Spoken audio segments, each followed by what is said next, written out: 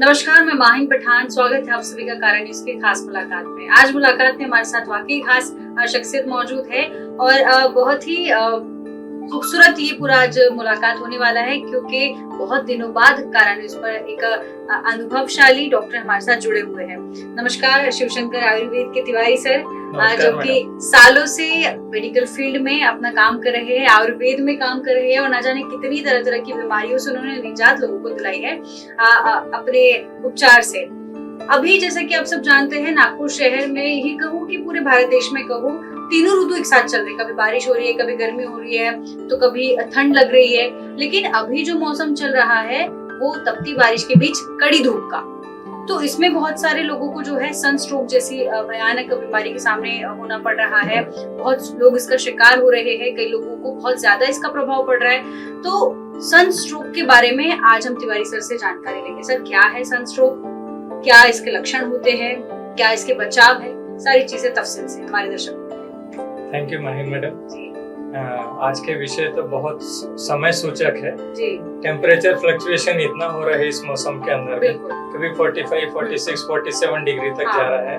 और एक मानिए कि भी एक थंब रूल रहता है कि भी ह्यूमन बॉडी का टेम्परेचर 37 डिग्री सेल्सियस रहना चाहिए जी, या फ़ारेनहीट में कहें तो 98.4 के करीब में।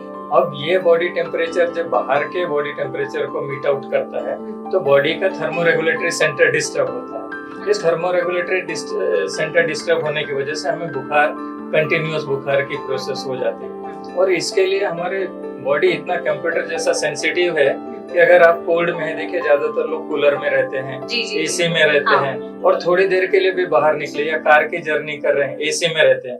इसीलिए सनस्ट्रोक किसानों को नहीं होता उतना, क्योंकि वो नीम के झाड़ के नीचे में या खेत में काम करते हैं, वो प्राकृतिक हवाओं में वातावरण में रहते हैं, तो और उनको स्वेटिंग भी हो करके बॉडी ठंडी होते रहती है। लेकिन हम जो अर्बन लाइफ में रहते हैं, हम लोग जो कूलर में रहते हैं, एसी में रहते हैं, तो इनके लिए वहाँ पे हम लोग रहते हैं 25, 26 डिग्री सेल्सियस तक, 24 पे, 23 पे भी करके रहते हैं। जब भी हम बाहर निकलते हैं तो बाहर का 47 डिग्री का सेल्सियस आपके थर्मोरेगुलेटरी सेंटर जो कि ब्रेन में होता है उसको डिस्टर्ब कर देता है।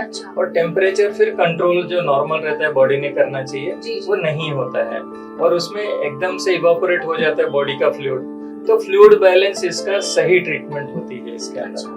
तो मैं समझ रहा हूँ कि भाई आपके दर्शक समझ गए होंगे कि भाई उष्माघात क्या होता है। जी जी, लू लग जाना इसे कहते हैं आसानी से। तो पहले तो बड़े नुस्खे होते थे सर, तरह तरह की, जो हमारे पुराने लोग हैं उन उसको से लू उतार दिया करते थे। लेकिन अभी की जो यूथ है, अभी की जो जनरेशन है, वो डॉक्टरों की तरफ रुख करती है। और आप चूंकि आयुर्वेद से राब्ता रखते हैं, तो आयुर्वेद में लू का क्या इलाज है, सनस्ट्रोक का क्या इलाज है? देखिए, हम मैकेनिज्म समझ जाए, जैसा हमने समझा कि बॉडी का टेम्परेचर कैसे फ्लक्चुएट होता है, तो एकदम से हीट में जाना अवॉइड करना चाहिए। प्रिकॉशनरी मेजर्स इसमें जितने लेंगे आप, पहले अपने बॉडी के टेम्परेचर को मेंटेन कर ले बाहर जाने लायक, मतलब ठंड से थोड़ा गर्म के तरफ आ जाए। अच्छा, नॉर्मल आपको रहना है कि एकदम इसी से आपको धूप से इंटरेक्शन नहीं होना चाहिए। एग्जैक्टली वो हुआ कि आप वल्नरेबल हो जाएंगे, आपको हीट स्ट्रोक होने के चांसेस बढ़ जाएंगे। और दूसरा रहता है कि भाई आप लिक्विड फ्लूइड मैक्सिमम ले, जैसे नारियल का पानी हो गया, खरबूजे का शरबत हो गया,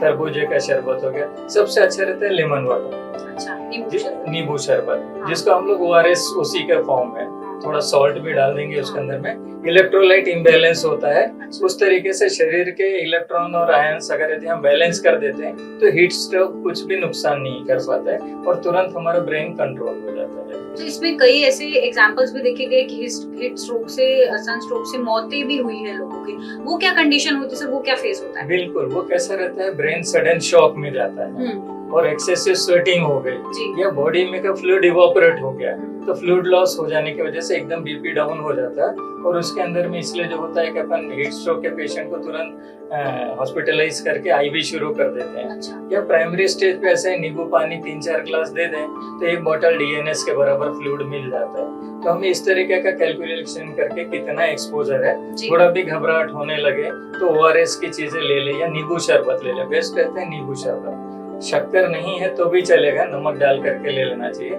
सोडियम और क्लोराइड का बहुत महत्व रहता है इसके अंदर में। नींबू और नमक का पानी अगर यदि हम ले लेते हैं तो हीट स्ट्रोक उतना हमें घातक नहीं होता। यस, ड्रेडेड नहीं होगा, मतलब बीपी डाउन नहीं होगा, आपकी बॉडी शॉक में नहीं जाएगी।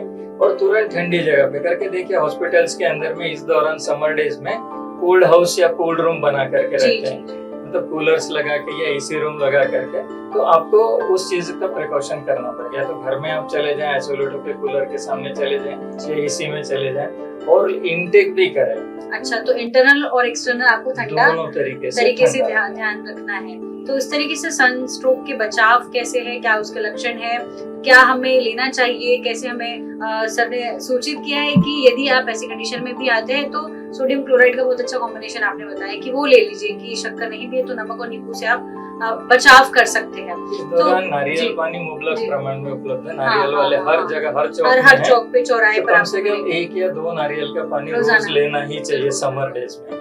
ये आपके स्किन के ग्लो को भी बढ़ाता है, मतलब तो मल्टीपल फायदे हैं। यस। तो ये बहुत अच्छी जानकारी, शुक्रिया सर हमारे दर्शकों को देने के लिए। इसी क्रम में मैं थोड़ा सा और हम मुद्दे से दूसरे मुद्दे पर ट्रांसफर होंगे। बारिश भी आ रही है, तो बारिश में भी बहुत सी चीजें हमें देखने को मिलती है कि मलेरिया, टाइफाइड और इस तरीके की बीमारियां विभिन्न प्रकार की होती है। और अभी तो बच्चों में रोग प्रतिकारक क्षमता हम कम देख रहे सर। यस काफी। अब इसको हम ये कहें कि माहौल, वातावरण बिगड़ चुका है, असंतुलित हो गया है पृथ्वी का, ये इसलिए हो रही चीजें क्या है, तो इसको आप थोड़ा सा दर्शकों को चेतावनी कह दिया है कि बारिश का मौसम आ रहा है, आने वाला है जी। तो कंटामिनेटेड वाटर एक सोर्स रहता है बहुत सारी बीमारियों का। पैरासाइट का डेवलपमेंट तो होता है, मच्छर वगैरह तो पैदा होते हैं जहाँ जहाँ वाटर लॉगिंग होगा वहाँ मलेरिया, डेंगू जैसी बहुत बीमारी देखने को मिलेगी। यस। तो हमें ये करना है कि अपने बॉडी को फुल क्लोथ पहनना चाहिए, पूरे कपड़े पहनना चाहिए ताकि मॉस्किटो बाइट के लिए कम से कम सरफेस मिले। घर के आसपास की नालियां साफ रखनी चाहिए और वाटर कंटेनर जो रहते हैं वो रोज पानी गंज साफ करके भरना चाहिए। गवर्नमेंट प्रमोट करती है कि आपके जो भी वाटर कंटेनर्स होते हैं हफ्ते में 1 दिन ड्राई डे रखें उनका, मतलब उस दिन उस मटके को या गंज को उल्टा करके रख दें, पानी ना रखें उसके अंदर में, बाकी कंटेनर में रखें। रोटेशन में 1 दिन ड्राई डे रखें उसका। तो यहाँ का ड्राई डे यानी वाटर कंटेनर के अंदर में पानी का न लेना। ये तो लोग ड्राई डे का अलग अर्थ निकालते हैं, यहाँ सिर्फ पानी कंटेनर के लिए ड्राई डे करना है। उससे बर्तन के लेयर में जो पैरासाइट्स लगे रहते हैं, सीस्ट लगे रहते हैं, वो मर जाते हैं। तो पानी शुद्ध रखना है, उबाल के पीना है। हम लोग समझते हैं, देखिए कि भी डिस्पोजेबल बॉटल्स के अंदर का पानी बहुत अच्छा रहता है। आजकल बहुत कंटामिनेशन है वाटर की क्वालिटी के ऊपर में, आपको चेक करना पड़ेगा। और फिर जैसा आपने कहा था कि इम्यूनिटी कम हो रही है हमारी, तो इम्यूनिटी बढ़ाने वाली चीजों का प्रयोग करना पड़ेगा। और सबसे ज्यादा वहां पर भी यही रहेगा कि अपने बॉडी का हाइड्रेशन मेंटेन करें। हाइड्रेशन यानी पानी का परसेंटेज। आप ये मान करके चलिए कि एक healthy average life, average weight यानी 60 kg वेट के व्यक्ति के लिए मैं बता रहा हूँ, 4 से 5 लीटर मस्ट है रोजाना।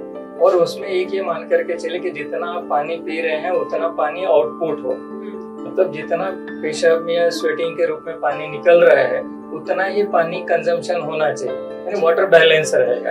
अगर ये इम्बैलेंस रहा तो आप हाइपोटेंशन में चले जाएंगे। सिर्फ किडनी पेशेंट ध्यान में रखें कि वो इतना पानी न ले।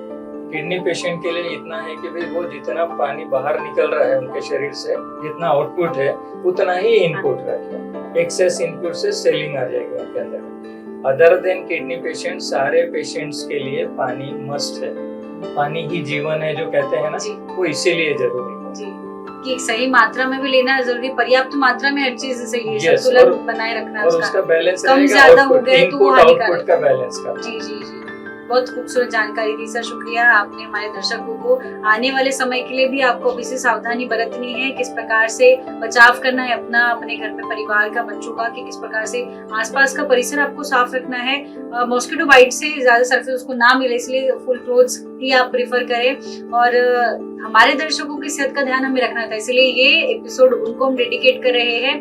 अभी जो कि समर सीजन में लू की बहुत ज्यादा प्रॉब्लम चल रही है, तो उनके लिए भी हमने तमाम जानकारी आप लोगों को दी है कि कैसे आप अपने ही अराउंड चीजों के सहायता से इस चीज से बच सकते हैं। नारियल पानी पीजिए आप भरपूर मात्रा में। एक चीज और ऐड करता हूँ आपके परमिशन से। जी। देखिए, एक मच्छर जो होता है ना, कहते हैं एक मच्छर आदमी को हिजड़ा बना देता है, लेकिन एक मच्छर 7 किलोमीटर के लोगों को हिजड़ा बना सकता है।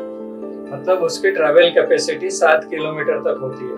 तो हम अपने घर में सफाई रखें तो अपने घर के लिए तो ठीक है, लेकिन पड़ोस का मच्छर आकर के आपको काटेगा, तो ये कम्युनिटी हेल्थ का जिम्मेदारी है हमारी कि पूरे मोहल्ले में हम सफाई रखने का कार्यक्रम करें और जहाँ भी गंदगी दिखे उनको टोके, गंदगी ना होने दे, क्योंकि गंदगी होना और वाटर लॉगिंग ही मॉस्किटो के ब्रीडिंग का अच्छा। सामाजिक रूप से यहाँ पर हमको एकजुटता दिखानी है, सफाई बनाए रखनी है, ताकि आपके साथ साथ आपके पूरे परिसर का माहौल जो है सही रहे और आने वाले जो बारिश के मौसम में बीमारियां है गंभीर, जैसे डेंगू, मलेरिया, टाइफाइड, इस तरीके की, तो इनसे बचाव हो सके आपके बच्चों का और आपके परिवार का।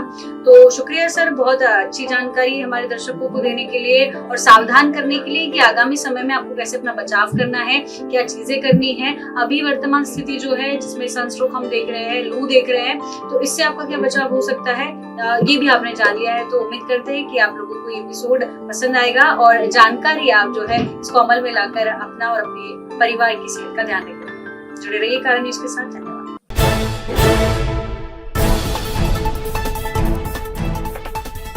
जीर्ण बीमारी का इलाज अनुभवी डॉक्टर्स की चिकित्सा और आयुर्वेद के जरिए सिर्फ और सिर्फ शिवशंकर आयुर्वेदिक क्लिनिक में। मध्य नागपुर का सबसे बड़ा आयुर्वेदिक दवाइयों का शोरूम और क्लिनिक, जहां बीमारियों का होता है इलाज। शिवशंकर आयुर्वेद है जड़ी बूटियों का विशाल भंडार, जहां मौजूद है सभी प्रतिष्ठित आयुर्वेदिक कंपनियों की दवाइयां और जड़ी बूटियां, वो भी होम डिलीवरी के साथ। तो क्यों इधर उधर भटकना, सीधे आइए शिवशंकर आयुर्वेद में, बढ़ाइए अपनी रोग प्रतिकारक शक्ति और हो जाइए तंदुरुस्त। हमारा पता है योग कॉम्प्लेक्स, महाजन मार्केट के पास, टेम्पल बाजार रोड, सीताबर्डी, नागपुर। अधिक जानकारी के लिए संपर्क करें 9112079000 और 8605245080 पर।